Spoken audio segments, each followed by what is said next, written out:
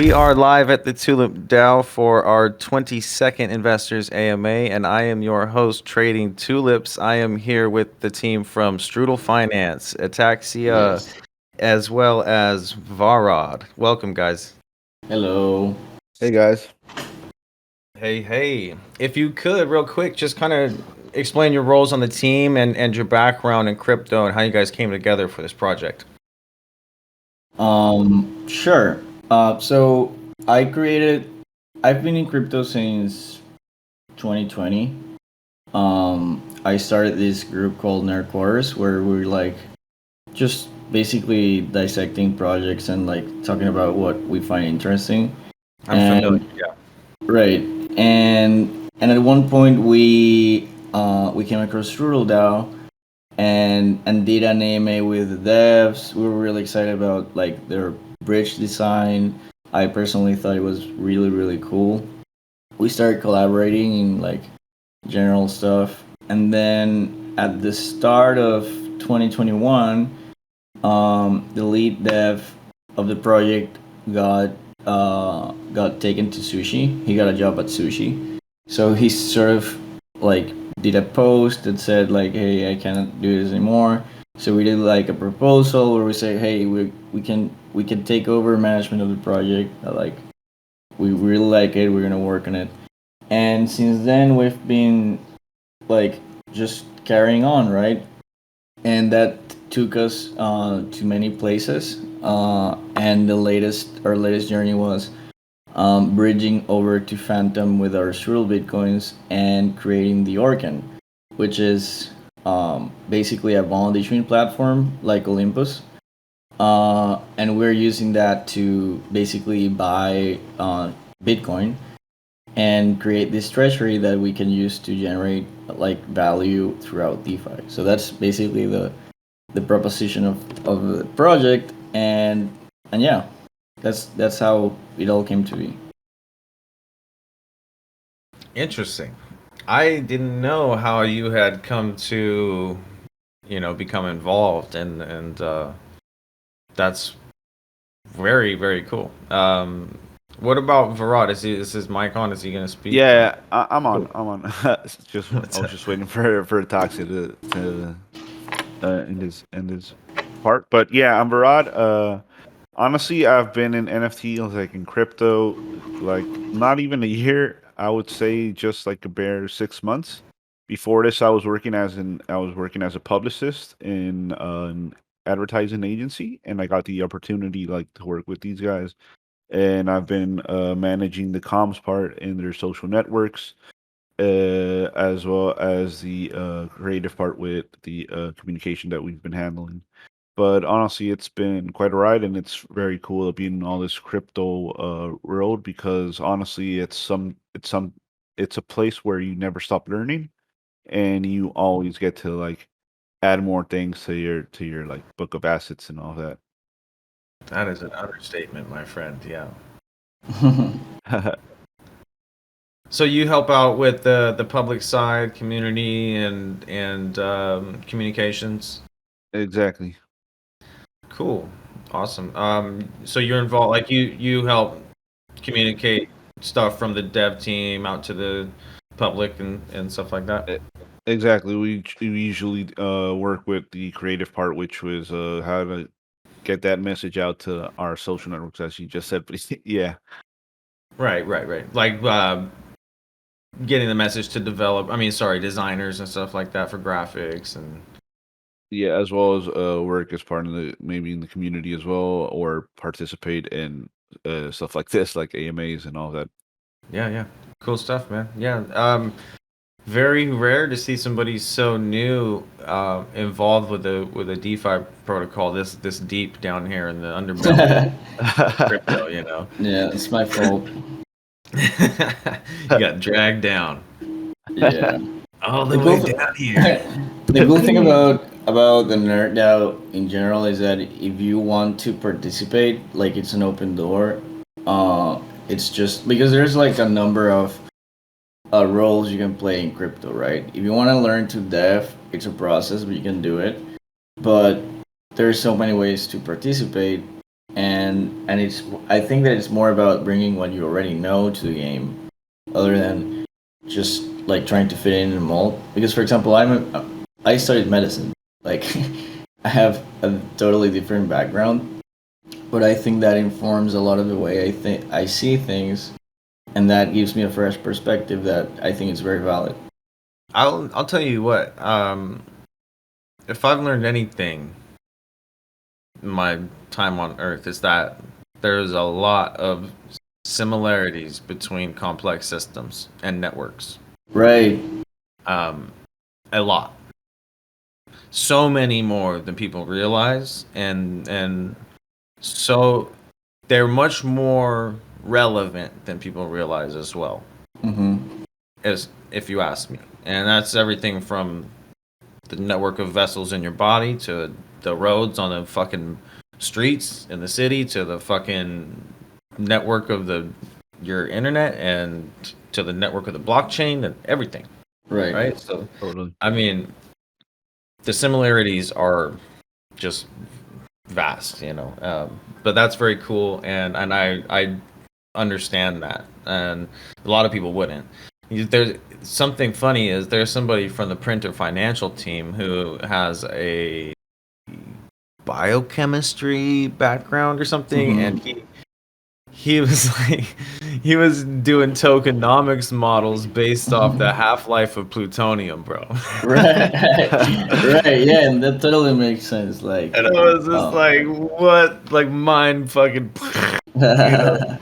Yeah, but that's some cool shit. And it's just, that's the type of thing I'm referring to and talking about similarities across systems. And that's really cool.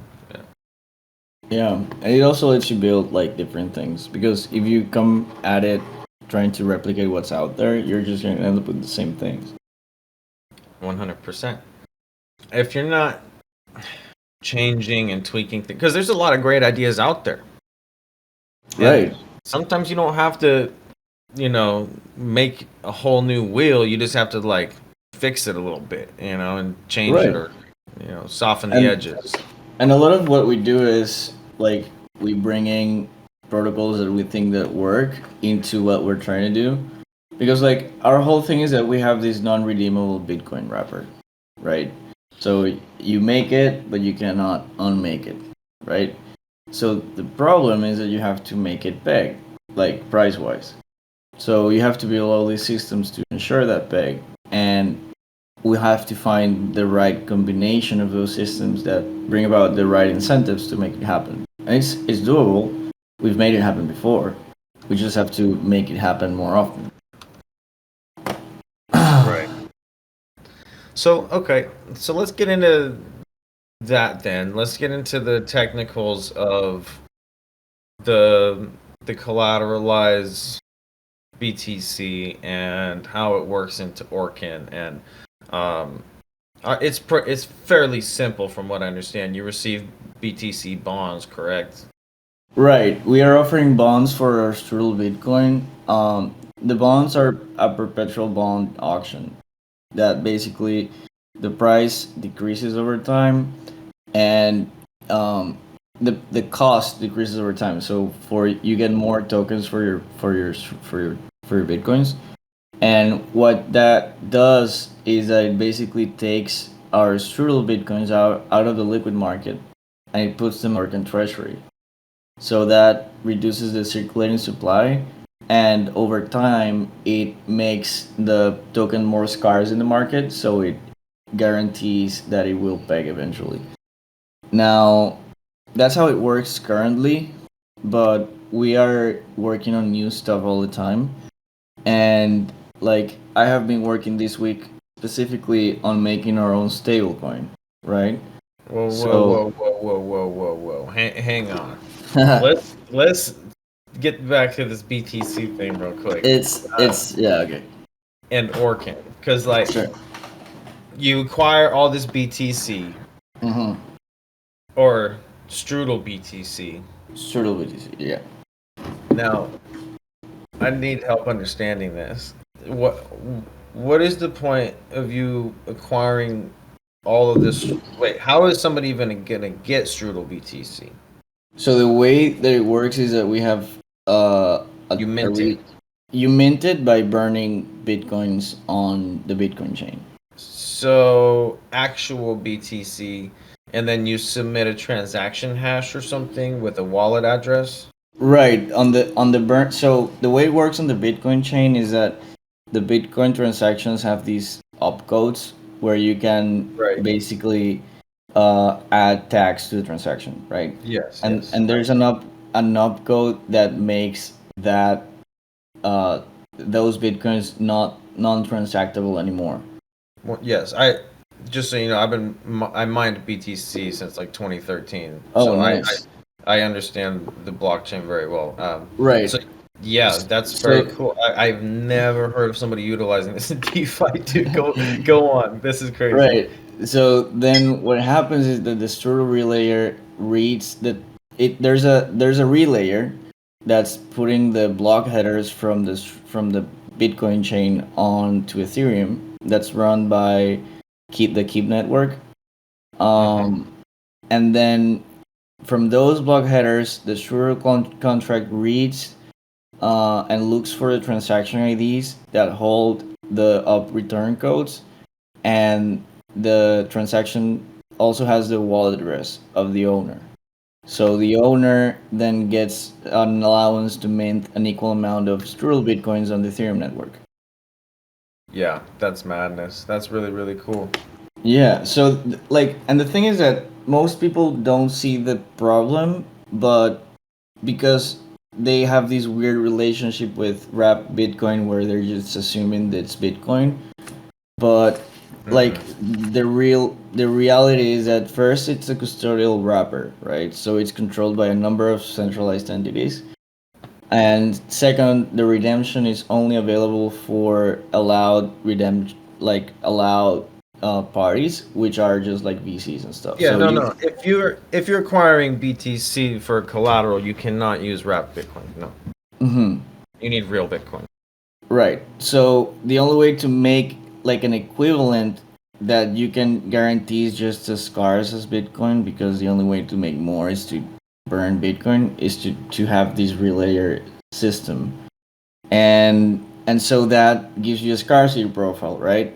But you still have to make the market for it. So our not problem, our task is to create a good market for Strudel Bitcoin, and that includes offering bonds, offering liquidity pool options, and now we're gonna start using it for other things such as making this stablecoin that we're working on. So yeah, there's Okay. like reasons to have that. Yeah. Yeah, no, I understand the values of holding real Bitcoin, and everybody here should understand.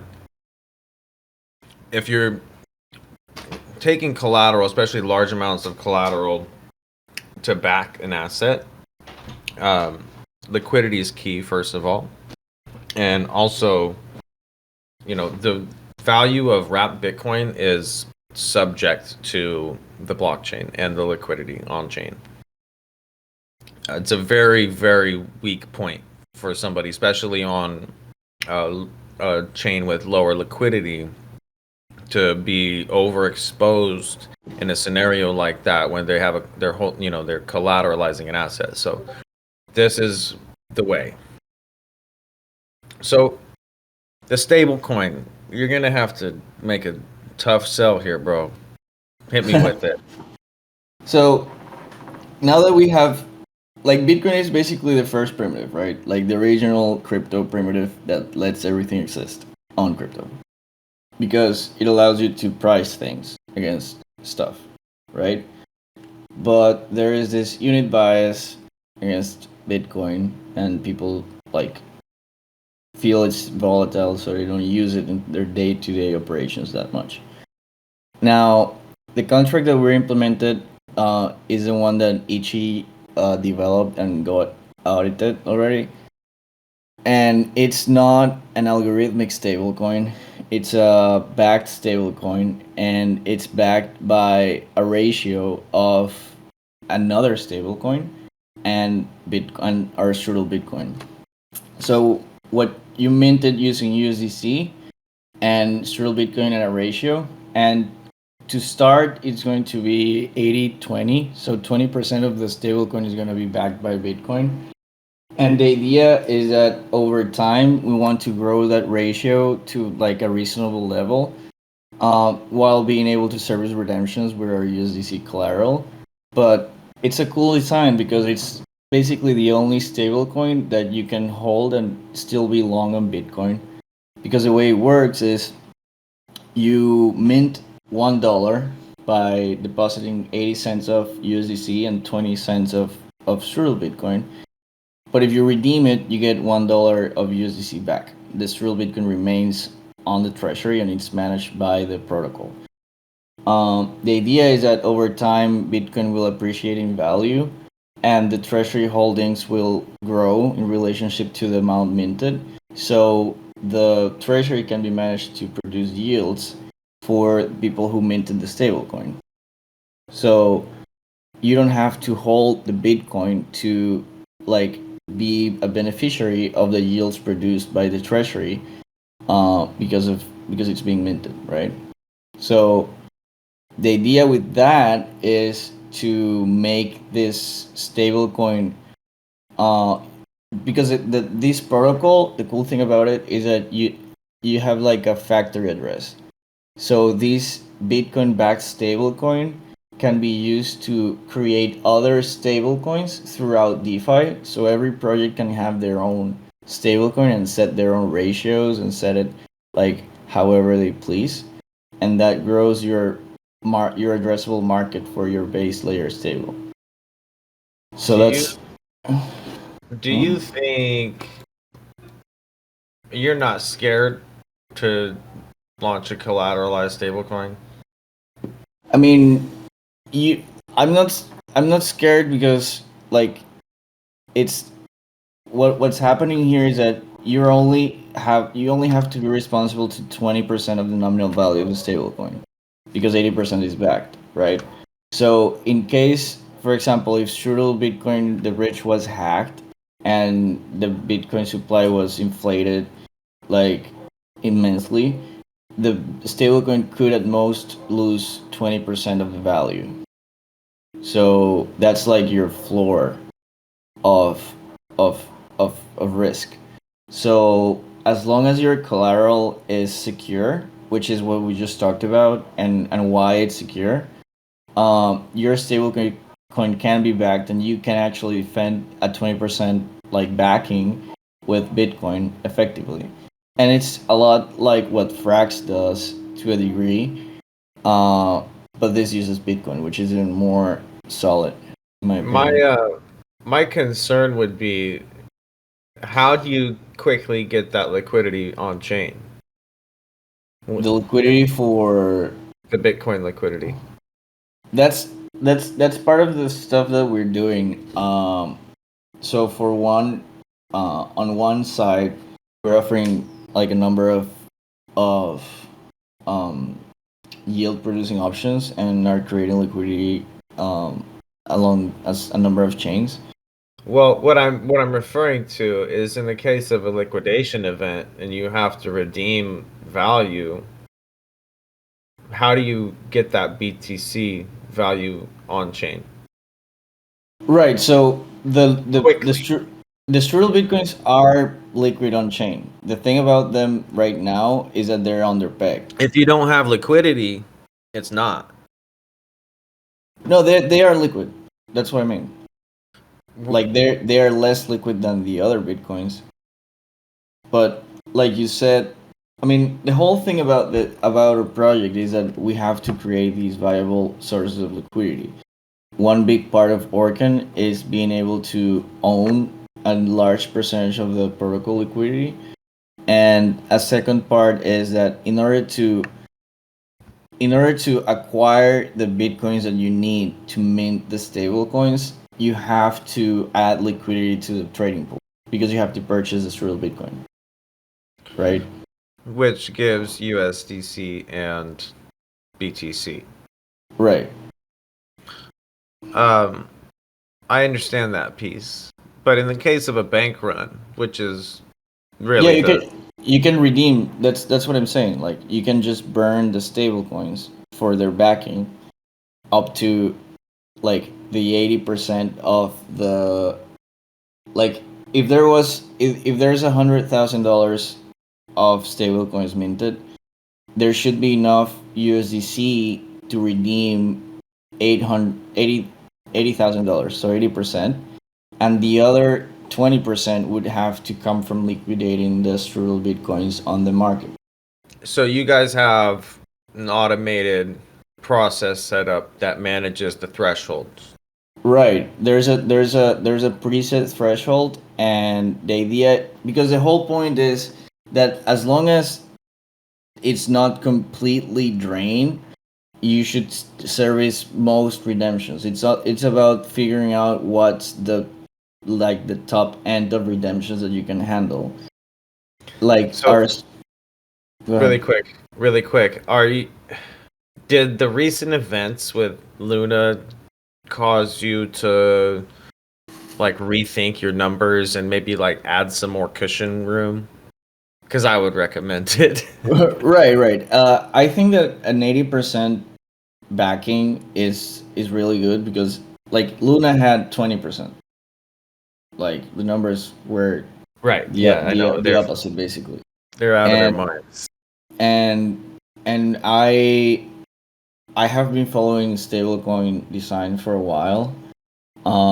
If you look at what's the best stablecoin out there, like from an algorithmic perspective, it would be Frax, and Frax uses a similar percentage, and furthermore, it's backed by Frax, so it's a whole different proposition where you're backing the token with your governance token.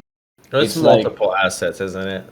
right, it's now multiple assets, but like the algorithmic percentage is backed by Frax, and Partially, yeah. then the rest is backed by actual stablecoins. That's what I'm going for. To In be this, to be honest with you, I am terrified of partially collateralized stables. you have to be scared of uncollateralized stablecoins, because that's what Terra really was, because it was. Algorithmically stable, algorithmic stablecoins are even worse. But Right, and this is more like a redeemable stablecoin, because you're not creating anything algorithmically. You're just swapping two tokens for an asset. The only thing is that you're not getting two assets back. You're just getting the USDC. So there is a risk that we have to manage, but looking at the performance of these sort of vaults over time, it's a super cool product. And if you do, because the thing is that algorithmic stable coins in general are like a basic building block of DeFi, and you need stable coins that are aligned with like the incentives that people want, I because like. agree. I agree that we need stables and we need good stables. I just don't think anybody has figured it out yet. And I would be fucking scared to try to be the first guy to figure it out. You know what I'm saying? Like, Right. I think there's good designs and there's bad designs, and the cool thing is that we have that there's good and bad designs, and the thing is about having a thoughtful approach, because this is like, I am more of a I'm more of a researcher than anything else. Like, I'm solving a problem, right? Consequentially, if I solve this problem, it makes a lot of money, because if you create a stable Bitcoin pegged asset, like, you can grow it to a 200, like, $2 billion project, because it's Bitcoin, right? And you're holding suddenly millions and millions of dollars worth of Bitcoin. I'll tell you what, this model, if you can make this work on one chain and make it work on many chains, you could be onto something. But my biggest concern is the stable. Is it necessary for you? Would be my question. And do you think that there might be a better route that you could take, as far as, I've seen many, let's say, ohm forks, or say reserve currencies, take this route. Not a single one has been successful. Nobody uses the stables. I don't see that changing. I don't think, unless you have some crazy magical marketing trick up your sleeve, that anybody will use the stable. And that's just my blunt concern. And I would hope that you have some other things, that you're thinking of doing that you're going to be plugging in here soon. And I know you do. I just, like I was saying, liquidity and partnerships will be a huge thing for you initially right now, and try to provide some value for Orkin holders so that they can actually buy and uh, provide you with the liquidity that you need. Right. You know what I mean? By purchasing bonds and then holding the floor with and farming, because Right. that's ideally what you want to provide, right? Yeah, and also, like, you're completely right that it is one of the, like, the big problems in crypto, I would say. And that's like that's a big part of why I wanted to work on this stuff, because I just find it, I like big problems. Um and the thing is that if you understand what the needs of the market are, and it's about getting to product market fit, right? The thing about product market fit in crypto is that once it rains, it freaking pours, right? And the weird part is that, like, most of the volume comes from people who are adjacent to your community but are not engaging with you. So it's not like the people who comment on your posts or the people who might hear this podcast, but it's some guy who works out his own math on his Excel and has a bot and, like, a guy that tells him that it's a great investment, and then they put in like $100 million or something like that. Yeah, of course. It's always the tertiary person who sees at a glance and then asks their whale friend about it and then does some deep dive, right? And maybe they hear the AMA on YouTube or something, because we do post these. Yeah, I mean, I hope. Like, and the whole thing is that we have gotten there, like transiently, when the market, because the other thing is that the market has been, like, really really bad. Oh yeah. And the whole thing that we were talking about earlier, about, like, Terra basically sucking up all the yields away, and people just not wanting to participate with, like, other yield programs because there's better yields, makes it hard. But also, it's the only way that you can really have something that's working, right? Because it has to work in these periods, right? Because that's the whole point about Bitcoin. Oh yeah, 100%. And yeah, the markets are shit, and sentiment is shit. And honestly, it's kind of a blessing if you ask me. Let them dump it as far as they can, and then it's only up from here, boys. Yeah, We, that's what I like to say, but after I get liquidated. That's well, what that's hey, I lost a bunch of. I got liquidated a few times too on we different all plays, but we all that's part did. of the game. But That's hey, part of it. um, what was I gonna say? Yeah, we launched a project on Meaties, and Oh, nice. right when the hype hit and right before the markets dumped. So it's been an experience, but now we have the opportunity to build off the floor here, and it's I'm going through the same thing, just so you know. Token price, everybody's dealing with it. Liquid driver's back at $2 pretty much. Like Right. the sky is falling. We're gonna have great entries in the next 90 days, and everybody should just focus on that. Yeah, and the whole thing, like, I I started referencing the project as, a mutual aid system of abundance, which is a mouthful, but I think it's very true. Like, there's a bunch of people here. If we all, like, wanted to make Strudel Bitcoin happen, all it takes is, like, buying a bunch and making it big, and then once that happens, it starts to grow the supply through arbitrage to the rich, and we've got our own market, right? And we build it together, we make stuff on it, and it becomes better because we're building it. So it's an open room, um like, setup.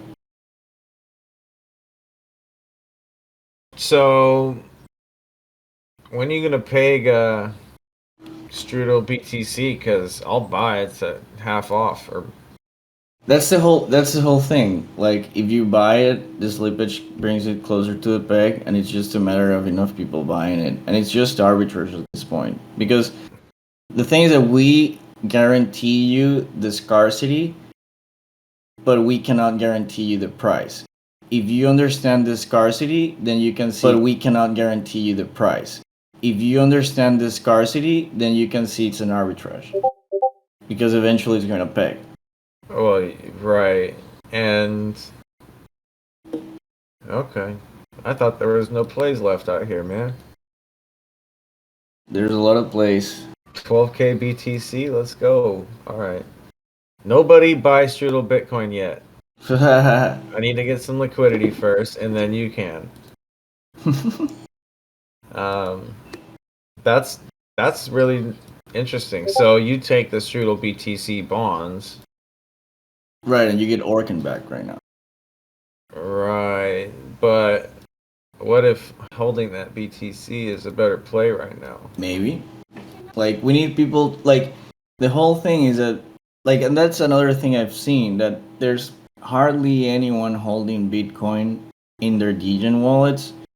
Like I don't think even like 10% of accounts under $100,000 hold Bitcoin at all.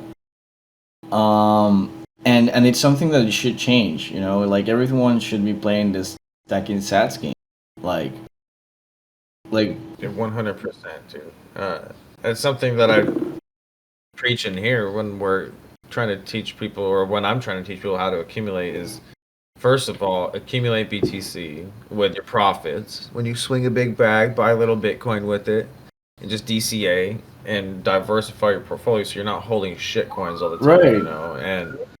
And if it has to be wrap Bitcoin, sure, but it is better to hold native Bitcoin right. for all purposes. Right, and like what I'm trying to do is like make this other viable wrapper, because what happens to me is that whenever I have like wrapped Bitcoin in my wallet, I just end up buying Strudel Bitcoin, because I basically get twice as many sats for my dollar, right?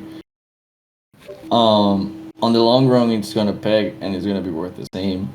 And when it pegs, maybe it pegs at $100,000. Who knows? But it's gonna peg. Very cool. I am. My whole perspective on this just changed. So you see how fully understanding something can really help. Yeah. Really help somebody buy. And this is something that we talk about a lot with new projects, especially projects who have cool ideas. First of all, game theory is important. Getting people to play the game, right, and do the correct things. But in order to get them to do that, you have to educate them, and education is key. And doing it is not easy. Right.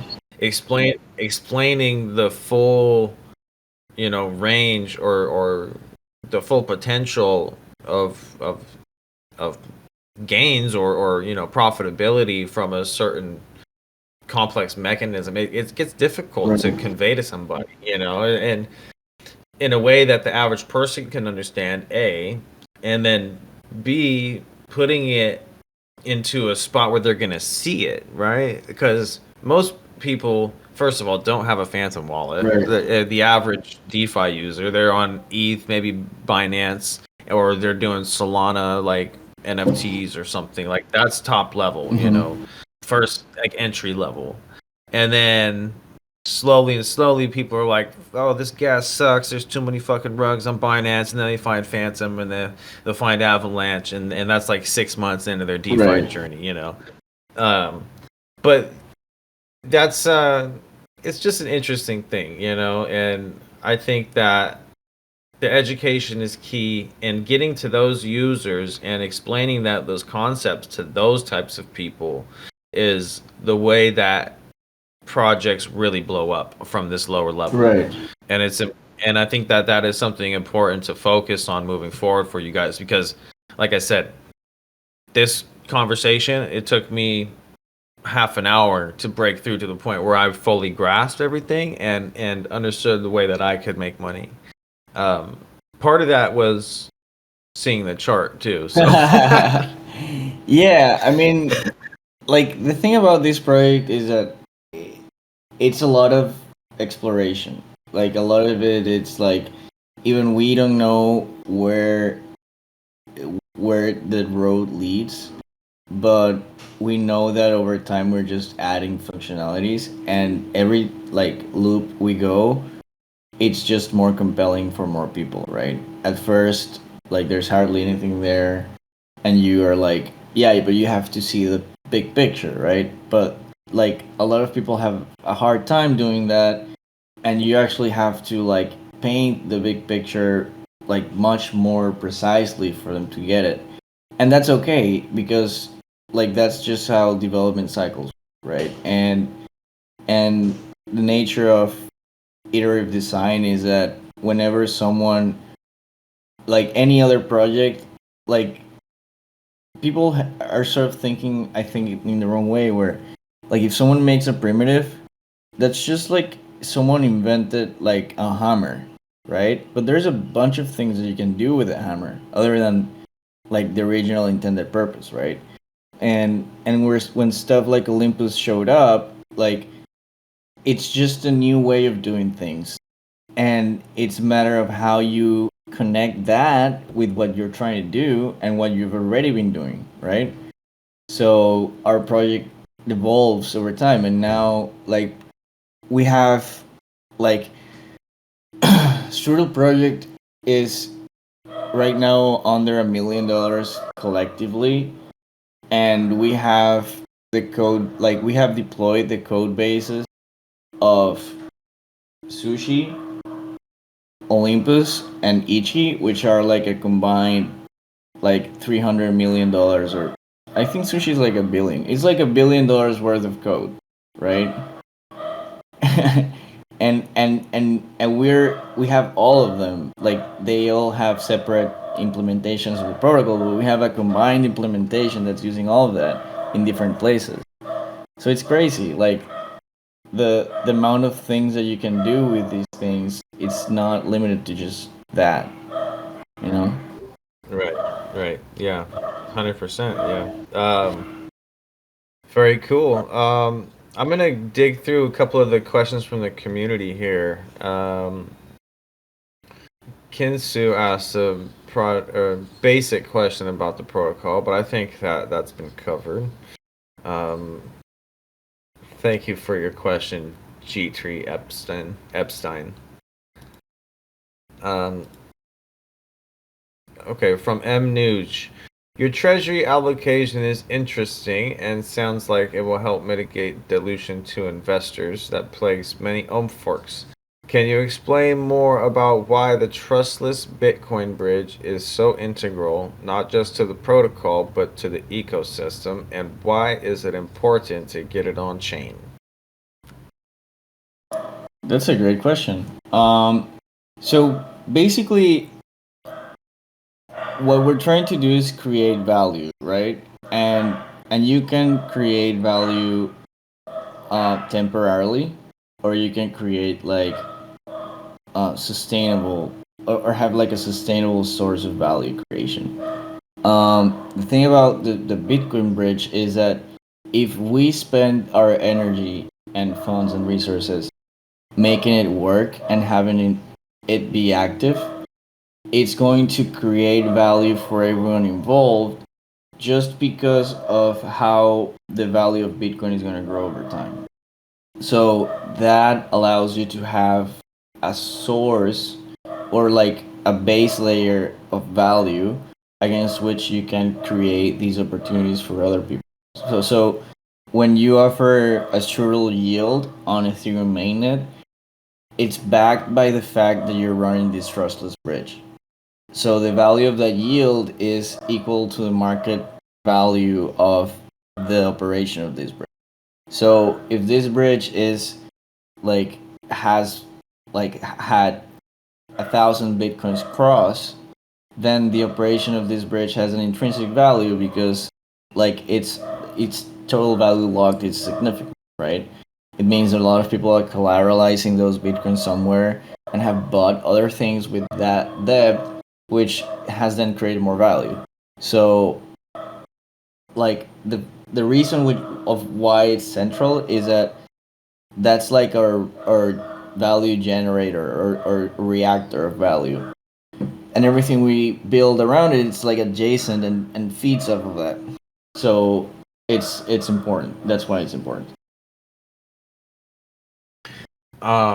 With a Bitcoin centric approach, what made you pick Fantom? There, he says your efforts to control liquidity flow seem like a strong commitment to the Fantom ecosystem. That's a great questions here. So the main reason why, so I think one of the key things about being Bitcoin centric is that Bitcoin is sort of like a neutral asset. It's like the Switzerland of asset in the sense that if I go to Avalanche and do the exact same thing, they're not gonna have any problem with it, right? If I go to Matic or Midis or whatever other chain, they're gonna be okay with collecting Bitcoin and doing Bitcoin based project. But for example, if I try to do that with Ethereum, like doing the same sort of thing with Ethereum, I would get a lot of pushback once I move chains, right? So we think that our approach is has a very broad appeal, and the reason why we went to Fantom first is because Fantom has basically the most DeFi receptive community out there. There's a lot of projects working on like hard DeFi problems, and there's a lot of receptiveness. The network conditions are good for experimenting, so I think it's the best network to build on DeFi. And of course, you want to like graduate onto Ethereum, but like this is the best network I think to prove your concept. I would agree, and it seems to have the most accessible liquidity and There's accepting people willing community. to. We were saying about grassroots support. I think that the most important thing for us now is having people who are excited about this, and sort of like the way I joined into the project was I just liked it too much, right? And I just started offering my opinions and participating and doing stuff, and eventually I just ended up at the wheel, right? But that doesn't mean that I own any of this, right? It's not like I feel very strongly about the DAO part of Strudel DAO, and I feel that the day that it's successful, like it should be the day that someone else could take care of it, or like there's a bunch of people working on it, right? Right. Yeah, it's very possible. Um, Things change and life happens, and nobody's going to be around permanently, right? So anything can happen, and understanding that as head of a DAO is important, and I need to start decentralizing things in that regard as well. So yeah, I agree. I'm going to move through these community questions here. Kinsu would like some clarification. Um, we're spending 20% Strudel Bitcoin and 80% USDC to mint one of the new stablecoin. When redeeming the stablecoin, you receive one USDC. Where is that 20% of USDC coming from? Right. So the contract works in the sense that redemptions can be serviced as long as the USDC supply lasts. So if if everyone would redeem their tokens, the treasury would have to manage the remaining collateral in order to like get the extra 20% USDC needed. That's why the plan for Orcan when we launched the stablecoin is that since we have been capturing a lot more Strudel Bitcoin in the through our bonds, we are going to be able to defend the peg further. So we should be over collateralized in the case that we need to service redemptions. Uh, that's basically the thing. If there is a collapse, we would have to add more collateral to that service that. But the whole point is that 20% is a manageable amount in comparison to 80, 90%, which is what algorithmic stablecoins were seeing. Right. Okay. So Freak Show asks, I see you guys providing bribes for in-spirit voting. How has it gone? Are you seeing benefits? That's a great question.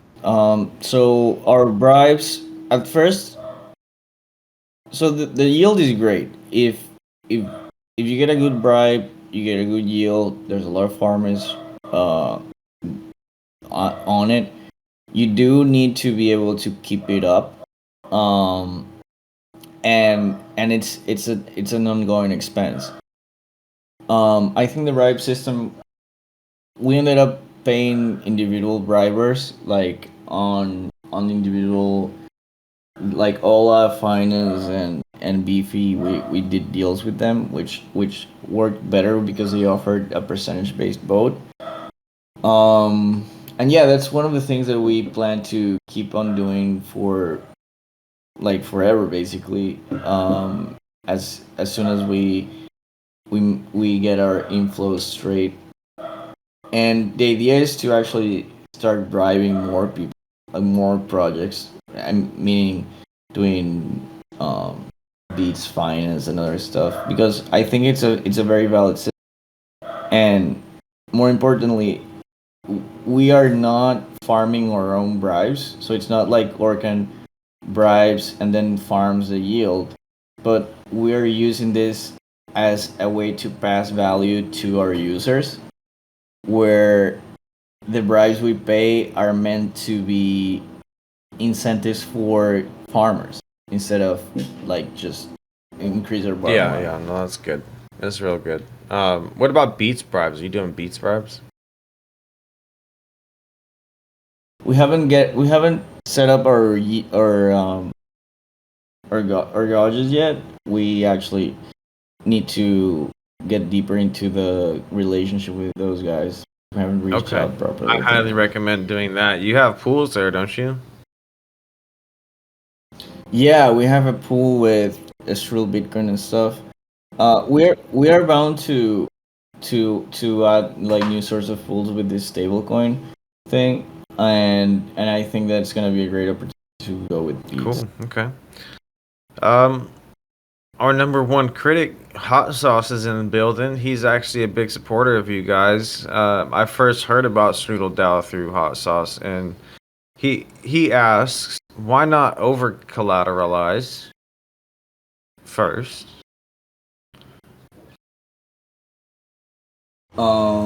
Because no one would take a stablecoin that costs $1.20 to mint $1. I mean, it's a great idea. Hopefully, like the plan is that eventually, like, see, it's because the whole thing about this particular stablecoin strategy is that you're also long on Bitcoin, right? So if you, because you're holding this stablecoin that's redeemable and it's not gonna go up or down in price, but if the 20% of the treasury Bitcoin does go up in price and Bitcoin is now $100,000, now it is over collateralized and you have a surplus that you can pay back to people holding the stablecoin. So you can make it, it's a yield bearing stablecoin if we're successful, right? And If we're in a bull market. but the thing is that if you go in a long enough time frame and you're just buying bitcoins. Right. Yeah, yeah, I know. I understand. But the concern here is always the short term investor who ends up getting wrecked, right? Like with time or wonderland.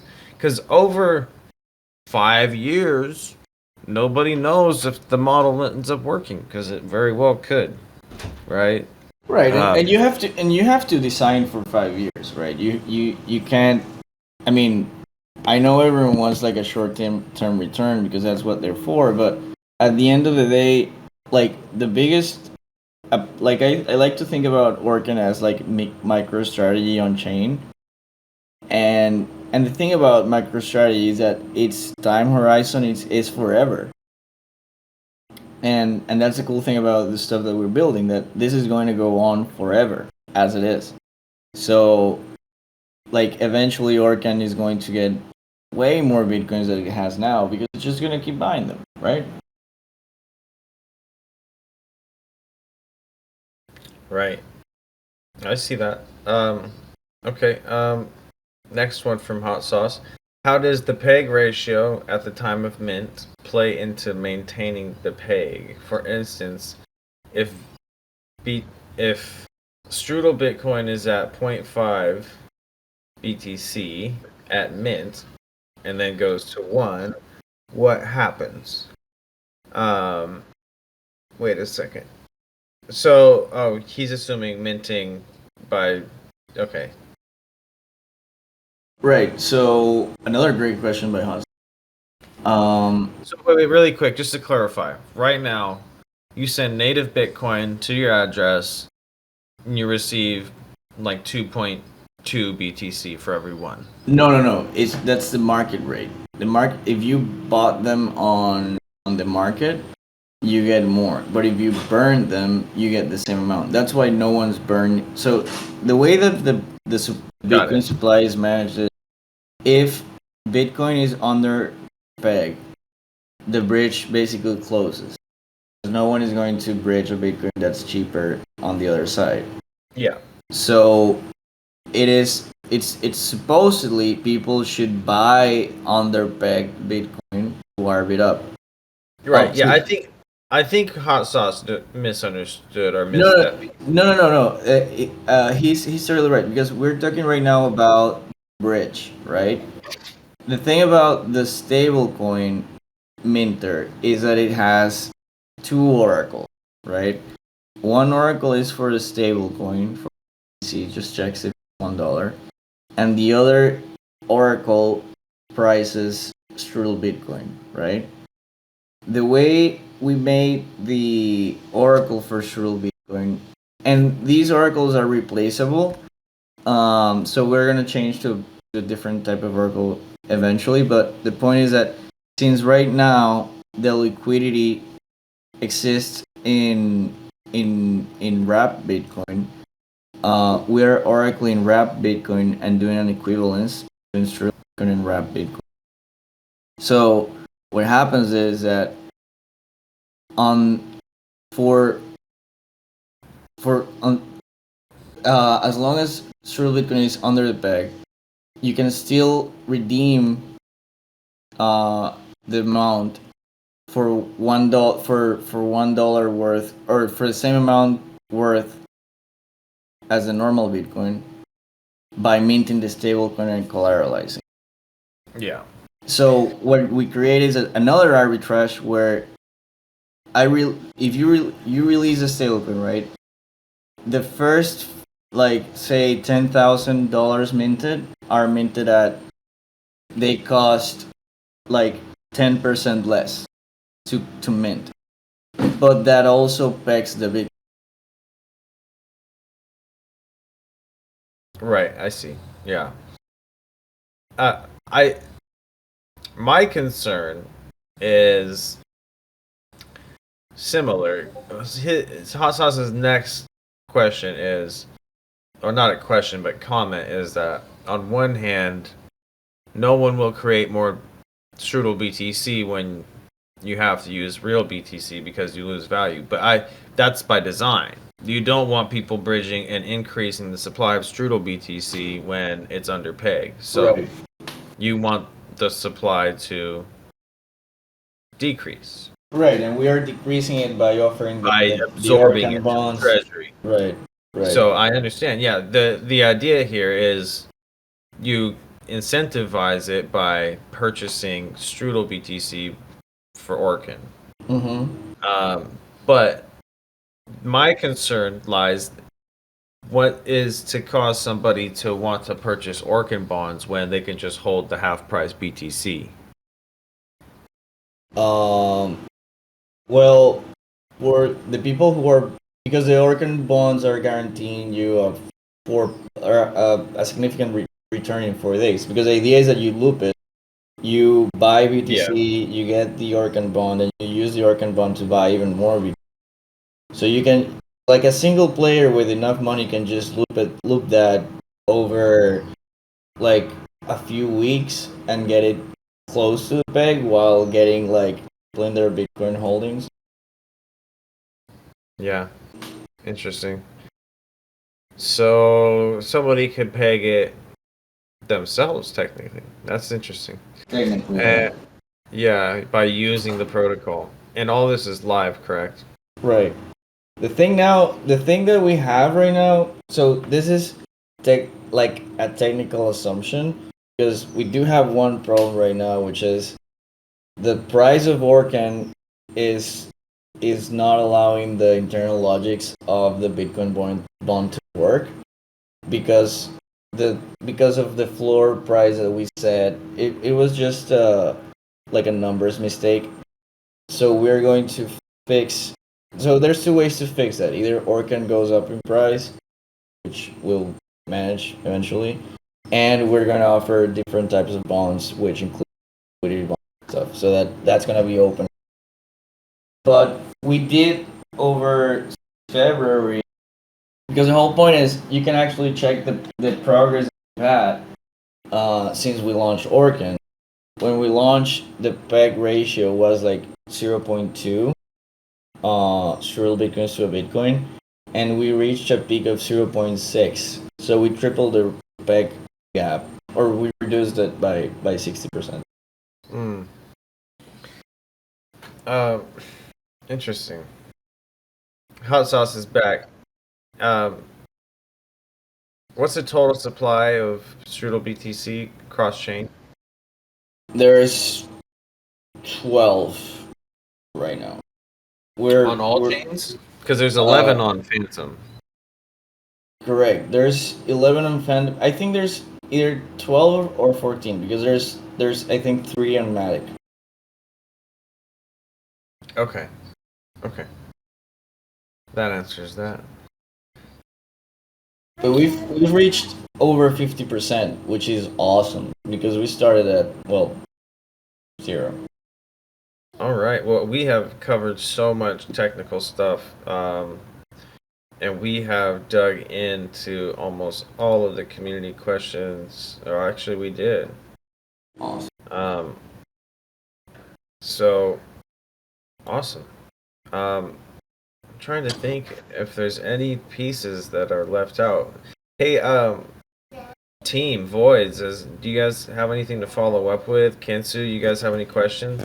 I was going to dig into the gauge voting aspect, but that was covered really well. Honestly, we went through so much that any question that I kept thinking of was then covered. Yeah, I just ended up putting up my questions in the AMA questions chat. Yeah, I mean, this has been a conversation. Happy to you. I hope we can end. I think your mic is cutting off. Oh no. Hear the full sentence. Sorry, Sounds I to be was good saying enough. I had a lot of fun. I just wish we could do this more often. Yeah, this was a great talk. I'm glad I got to learn about the depth of the protocol. Some things I did want to touch on was your future plans, because past acquiring the treasury and collateralizing a stable and is that where you leave it off, or like creating incentives for liquidity is obviously going to be an ongoing battle, but as you acquire more liquidity and more partnerships on chain, that becomes easier and easier. Right. So like what would your like 2-year plan be? Let's say this is stable, it's working. What's the next thing you implement? Right. So at the moment I have been developing the stablecoin minter and stuff, which is going to be our next release, and we're gonna spend some time with that. But overall, our long term goal is to have enough liquidity to be able to get listed on all the major lending markets. Uh, Offer also stable yields that we can like generalize to a broader audience. Also, the whole point about the stable coin is that it is something that could be accepted by vendors, by services, by different products. So it is, in my view, one of the ways in which we can onboard like a lot of people into the ecosystem. Also, like we talked earlier, I think this project is like repeatable in a lot of different chains. So once we have like a really stable thing, I think we can be a fixture in every chain that has a liquid market. Well, that's key, especially if you get success and you get high liquidity and your treasury grows, you can then support the other chains yourself. So that becomes easy. Right, right. So we want to be like ground zero, get our like products in line, and also like find that product market fit where we don't have to like coax people into the protocol, but they find their way in themselves because of how good. Yeah. Yep. I agree. Um, One of the last questions Hot Sauce touched on is basic. Yeah, your mic is cutting off a lot of Taxio. Oh, So, but I got most of what you said just now. But Hot Sauce says, is it possible to make it work by having people buy Bitcoin, borrow a stable, and then have that stable be collateralized by Strudel Bitcoin? But I think he missed the part where you can basically use the Strudel Bitcoin to buy a bond to get Orkin, and then use the Orkin to then buy more Strudel Bitcoin.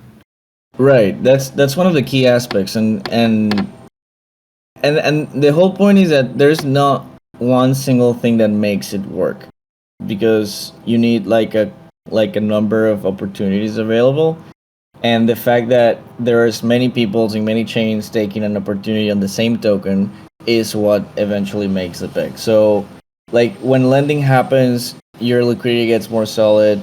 When bonds happen, your liquidity gets more solid. Then when those things happen, then your yield farms get more attractive, and then like your liquidity gets more solid. Then it's a like a cycle of things that are happening in order to maintain a like a to use a medical term, the homeostasis of the, where it's like in a steady state, right?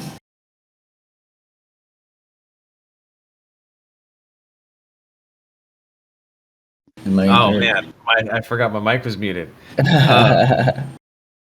But homeostasis, yes, I understand the concept. Yeah, stability is key, and getting to that point, and having things work the way that they were intended before moving on, right? Hmm. So Hot Sauce is still being a critic over here. He's he doesn't think Peg is possible. Um, he still loves everybody though. I It's a tough thing. It is, because once again you have to convince people that there's a reason to buy it or a reason to acquire Orkin. And I think that's the real thing. It's like, oh, I can get 600% on Orkin farming over here, and I can get Orkin at a 6% discount or a 10% discount on this bond Right. by buying Strudel Bitcoin. And that is, for like right now, that is a good opportunity because there isn't a lot. And I looked at the Strudel chart. I mean, the Orkin chart. Everybody go look at the Orkin chart. The Orkin chart looks good. And it's getting support here at this $1 level. I think that the community or whoever's holding doesn't want doesn't want it to go lower than this. So the one concern is over dilution in the ohm model, and through the bonding and the looped bonding, those Right. motherfuckers, those motherfuckers, Yeah. just bonding, dumping, buying more bonds, dumping, buying more motherfuckers, just destroying protocols single-handedly. I swear to God, some of these people, but that is an inherent issue. I'm curious to see if the $1 level holds. I'm really hoping it does. Now, if I get Orkin, can I do anything else in the protocol with it? You can't mint the stable with Orkin, right? Not yet, but we are going to, like, that's one of the things that we want to do. We want to create our Bitcoin backed stablecoin. We want to create a Orkin backed stablecoin. But what you can do, and that's one of the things that we, like, as soon as it's launched, is that you can stake your Orkin and you can wrap it, and you have this wrap stake version of Orkin, which is gaining the staking yields, right? So you're basically like More dilution. right. Ew. The whole point is, if you're in the staked version of it, you're not getting diluted. Like you're holding your share of it. And our plan is to create this pool where you can just add that and the stable coin. But market, really quick, we already learned from Wonderland, market share doesn't fucking matter when the price goes down, right? So it's like, Right, but if it's stable, it does matter. And that's sort of like if it's what. stable, sure, but yeah. And if you look at Olympus, like since after it crashed, it has been a very stable asset, and I think that, like, I have this feeling that Olympus is going to be one of the things that eventually is going to prove its worth as a means to generalize yield. It is not like the future of finance by itself, but these repositories of value are going to come into play in a big way over time. Well, if you have enough money, you can generate yield anywhere. Right, and that's the thing. Olympus has like what, $400 million in just stable coins. Right. But I mean, at that point, you're just fundraising for liquidity provision. Right, and that's why it's called that sort of like the whole thing is that there's the thesis is that there's added value in putting a lot of money together. That you just create value by putting it together. If you There is. Right, so But then real quick, I think there is a disconnect in the expectations of the user, like DeFi users, and the results that the own model produces. right. Because in the short term, essentially what you're looking at is an extremely accelerated distribution model, right? And no matter what, you're gonna have only down at some point for a long time. And once that stops, then you can actually start to do the real work, is what it seems like. And it's unfortunate that so many people go real quick. It's unfortunate so many people go into this thinking like, oh, I can buy this and it's going to go up. Right. Because I feel like there's something there that needs to be worked out with the initial distribution model or user education in order to get because something to work. The thing is, that in the most simple terms, like is basically like Federal Reserve, right? And the bonds are just a measure of how much people want to be part of that economic, right? And the thing is that Olympus probably had bad economic policy, and if they had been like way more hawkish with their policy from the start, it could have been different.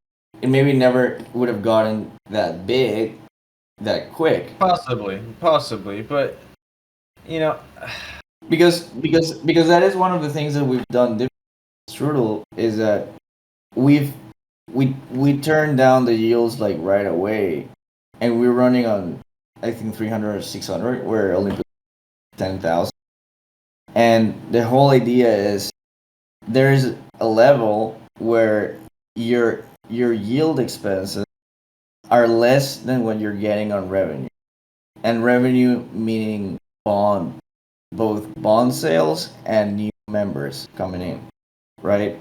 So because it's not just straight up dilution, like all of the yields that people get are backed by someone else buying a bond. So if you have the right bond makeup and the yield that because another thing could be like you offer a bond for a token that crashes, right? Now you're in debt with your treasury. I mean, you're not producing value. But if you get a treasury, like for example Olympus, right? At first I thought it was pretty dumb that they were using stable coins, but after what happened, like they're in a pretty fucking great place right now in this market, right? So so if they deploy in the next 3 months, they just get a shitload of whatever. Like what if they 10x their treasury, what's the value of an Olympus token? Like it's way more than it is now. So there's like is it really though? yeah, because the whole point is I would challenge you to go take a look at how big some of these treasuries are and how small some of these token prices are. right, but No, the thing no correlation. They're selling dog water. right, but the thing is I see what you're saying, but the point is it does depend on the execution, right? I will give you that. But If a year from now Hector Dow and fucking Spartacus are trading above $1 or $5 or $10, I will eat my words. But like as far as I've seen, they've gotten 20, $50 million in their treasury went before the dump, and they did jack shit to do anything for token price. And right, I don't understand. When do you start doing the hard work? Like not you, but like when do they start doing the hard work? You know what I mean? Like because you have a lot of money. If I had $1 million that was pretty much paid to my team, you know what I mean? Like I'd be working on I some shit. mean I mean the thing is that the problem is that in the market that we've been, like basically, for example, on Orkin, the we're in a phantom pair, right? It's gone down. Our pair has gone down 3x over the last. Right, it used to be $1.50. Now it's 30 cents. Right, so just on that account, the value of your stuff is down. There is hardly any money coming into the space. Like everyone who's in here on the space is already spent, right? There's no new money. Yeah. So the thing is that those treasuries are being should be deployed like during this period so that when money comes, you're in a situation where they pick you over everyone else, right? There's gonna be that moment again, and it's going to come down to who's deployed their idea the best, right? There may be enough buyers for everyone. Who knows? Yeah, I mean, it really comes down to who's positioned and who's done the ground floor work, like you're doing right now, and who was there building through the market and increased their visibility and all of that. And so you're doing the right stuff, and it's hard. It's hard with I know managing community if they get upset about price and people get wrecked and they're always Right. there's always somebody but it's important to just compartmentalize all that shit and just keep your head down building and keep producing results for people and show people that you're active and engaged. You guys you're extremely capable, so I've been following Nerd Quarters. I popped in there a while back. You probably remember seeing me in there, and Yeah. yeah, man, it's cool to see the progress in the space. It's cool to see you guys doing something different with the reserve currency. I I hope this works out. I wish you guys the best, and we should wrap this up because we're going over an hour here. It's about an hour 15 now. But yeah, thank you for coming. You answered all the hard questions. I am probably gonna buy some Strudel Bitcoin. I'm probably gonna do something with some Orkin and maybe check out the bonds and stuff. I think there's an opportunity here, you guys. If people play the game theory here and buy Strudel Bitcoin and use it to buy bonds and loop it, you might be able to make some fucking money. So Yeah. check it out. I highly recommend you guys keep us in the loop on your updates and stuff, and any new pools or juicy APRs that pop up, let us know. We also have some people in the DAO who have some voting power on various protocols, so let us know when the gauges are and when the bribes are, and maybe hit me up. And if you guys need somebody to chat with about strategy and stuff, just let me know. Yeah, awesome. I'll keep in touch and certainly like more collaborations such as such a nice group of. So yeah, thanks for having me. Yeah, cool, man. No problem. You're still cutting out a bit. You might want to get a little closer to your mic, but I got the gist of it. I think you said we're a nice group of people. Yeah, that's what I tried to say. Anyways, thanks again. I'm gonna go buy microphones now. Yeah, man, no problem. This has been our 22nd Investors AMA with Strudel Finance. It was a pleasure speaking to the team. Thank you guys for coming out, and we are looking forward to see the growth that you guys produce over the coming months. Thank you. It's a great conversation. Hope to be back here soon. Yeah, man, great chat. Thank you guys. Take care. All right. Good luck. Let's go. Let's go.